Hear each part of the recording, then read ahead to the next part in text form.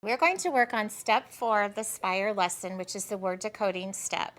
To do this step, you have to have a student reader and a green pencil or something green to write with. Today we're going to be working on page 6. If you'd all turn to page 6 of your readers. Our SPIRE readers are organized with a word decoding page that goes along with every reading passage in the lesson. So step 4 requires that teachers and students actually open their readers and write in their readers and mark and code the words. And our job here is to notice the sounds and patterns of the words that are on the page. You'll also notice that each lesson has a word decoding page where we focus on actually coding and marking what we see in the words, and then a reading passage.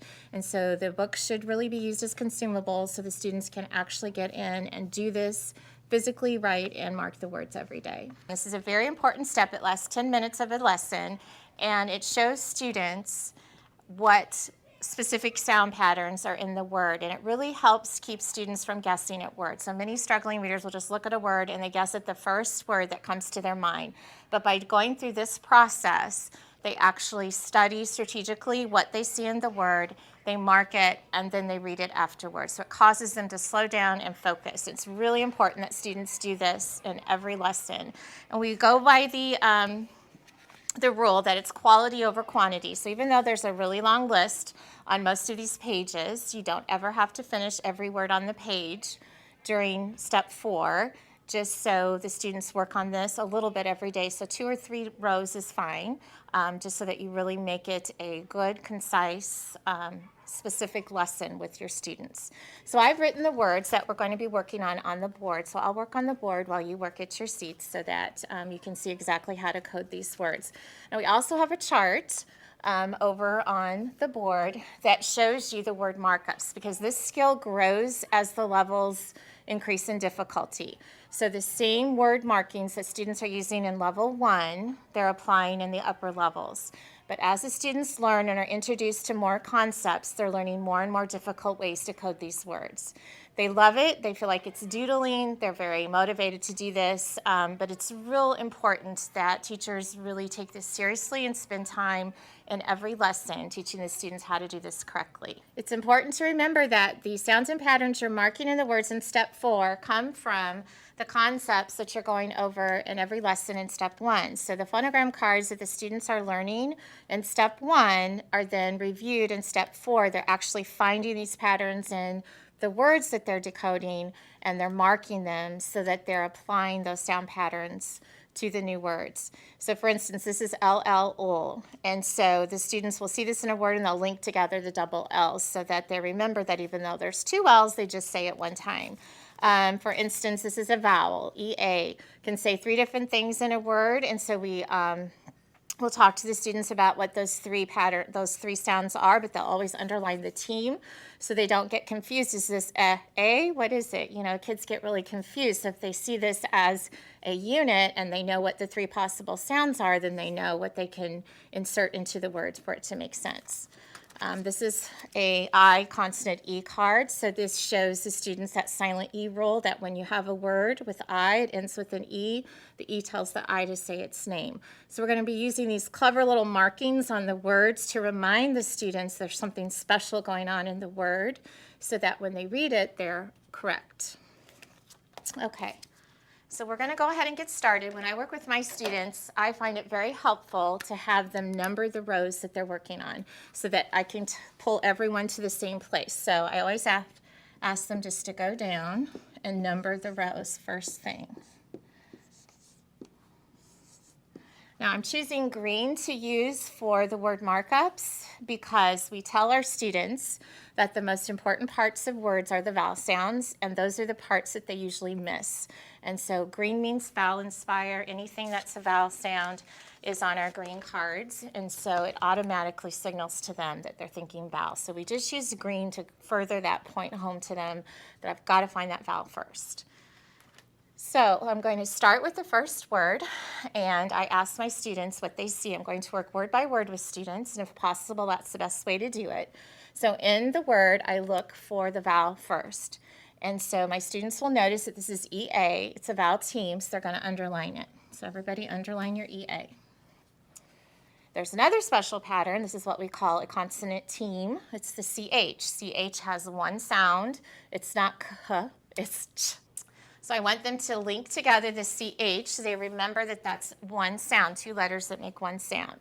So the next really important part of this step is when they actually read the word. I'm going to have them do it in a very special way. And this takes some training and teaching so the students are familiar and comfortable with this.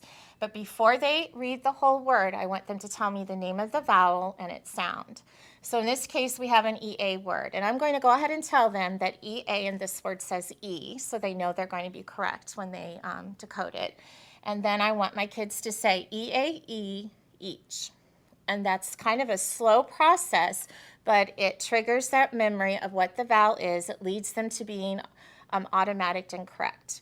We're only doing this during step 4 of the lesson, but they always have this strategy when they're in their other classes and they're doing a reading assignment. If they come across a word that they don't understand, they can always write it out, mark it up, and then help themselves decode it. It's just important to note that this is a complicated vowel team because it can have 3 different sounds in a word.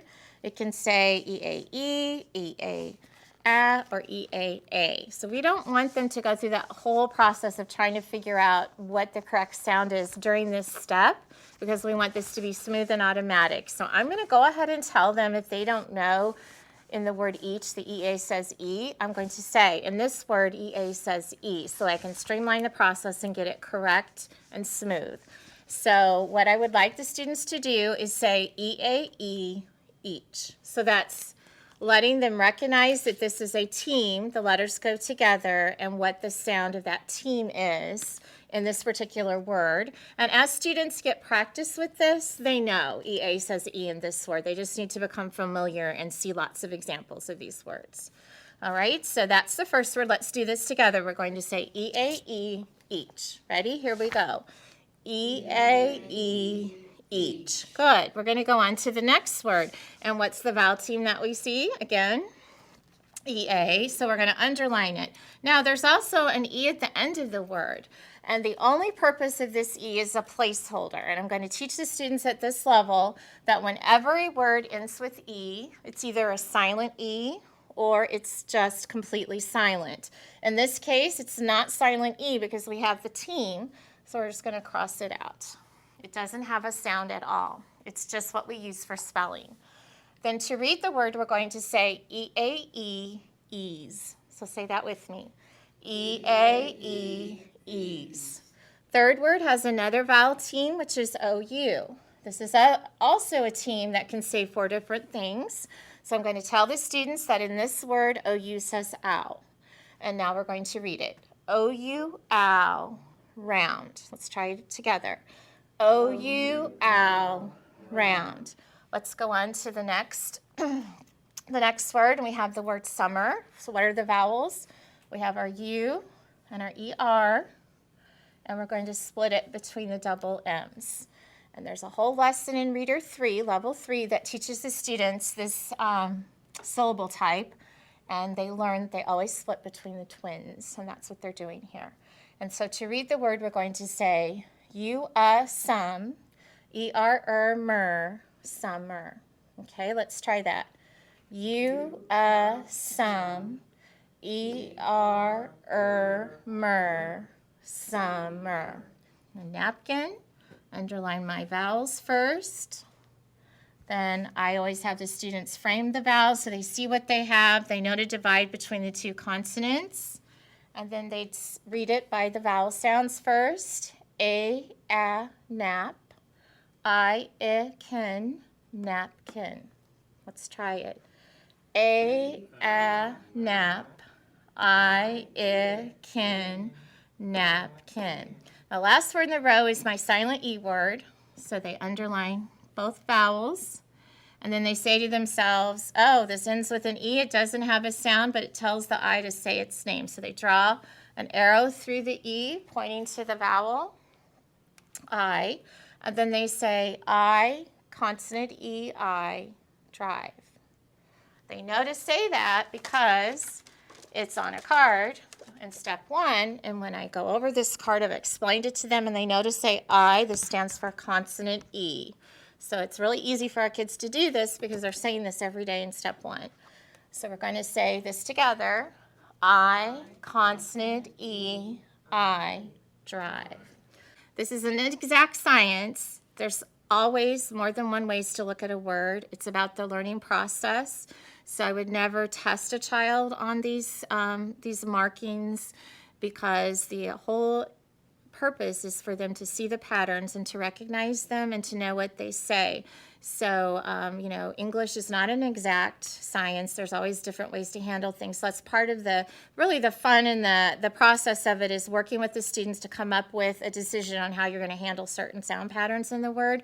So you really have to be sort of open-minded and, flexible with this whole process, because it's really hard on some certain words and patterns to have, one set way. But it is important for the kids to recognize the patterns, and the whole purpose is for them to learn how to break down multisyllabic words into manageable chunks so that they can learn to decode them.